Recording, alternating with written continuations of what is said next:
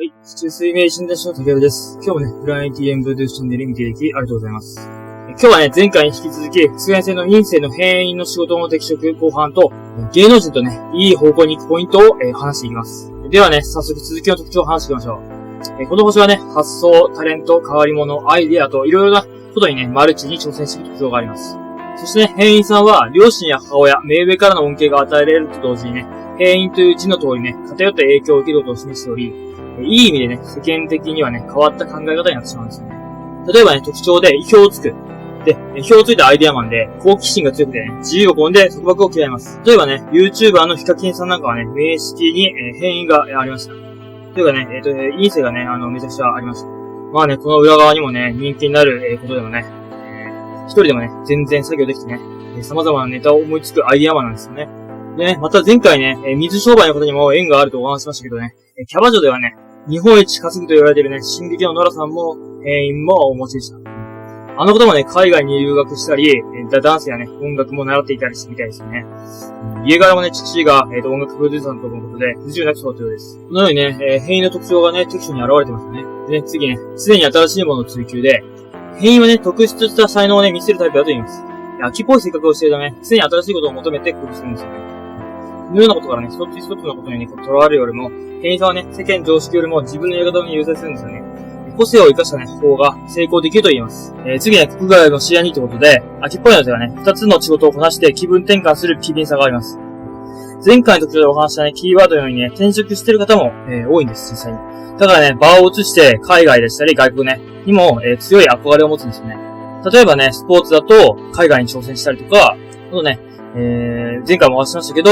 芸術やね、作家とか言ってね、そういう才能があるので、そちらの分野に進むのがいいんですよね。次はね、わがままな部分もということで、自分の慣れ親しんできたものはね、全く違う文化やね、習慣や価値観もね、興味を持てる変異さなんですよね。しかしながらね、この変異に十分な力がないとね、その人は自分の才能を発揮できるだけのね、力を持ってないで、あれにもこれにもね、興味を持つ割にね、どれ一つとしてもね、自分のものにならないとかね、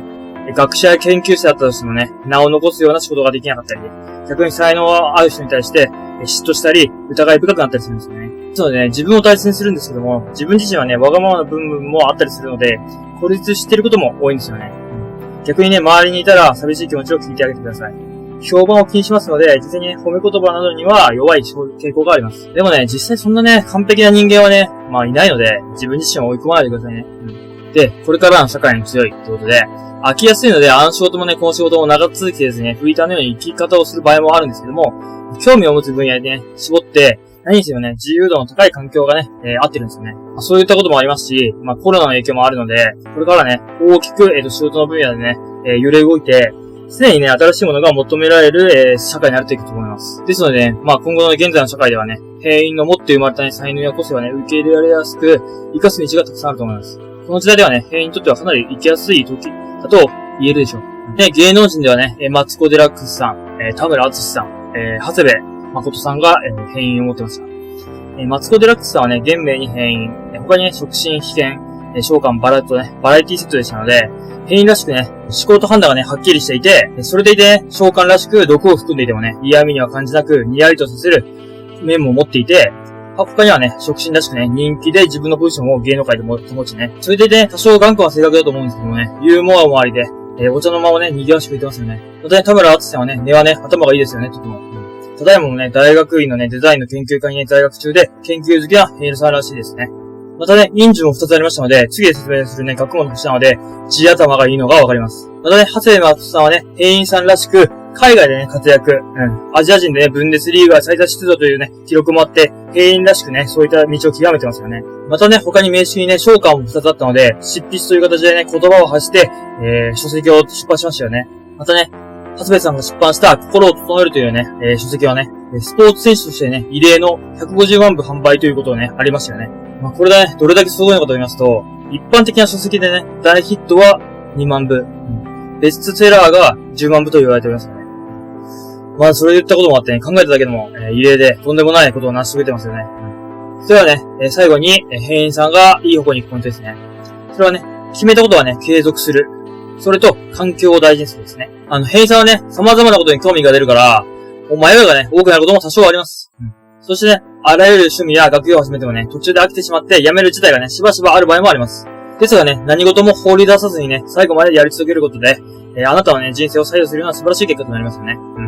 組織に属さない変異なんですけどね、少人数でその中でもそぐわないものがいればね、逆に親元を離れて、生まれ育った環境とはね、違う土地で、その個性とね、その才能を発揮する可能性もあります。なんでね、そういったケースもね、少なくありません。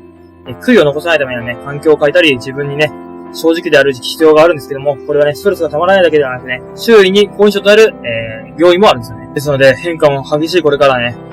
その時代でね、多くの活躍が、変さんは期待されています。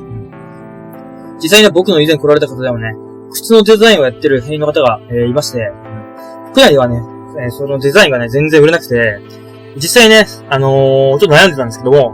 僕はね、環境を変えて、海外向けに販売してみたらね、どうですかってことを言ったらね、それバカ売れしましたね。実際にね、環境を変えたところで、成功された方もいました。はい。ではね、今日はここまで。いよいよね、通年戦も終わりに近づき、次回のインズで最後になります。またね、ですので次回もお楽しみください。またね、配信情報などを載せていますので、概要欄からね、Twitter、Instagram の友達とかもよろしくお願いします。ではね、今日も見ていただきありがとうございました。またお会いしましょう。バイバイ。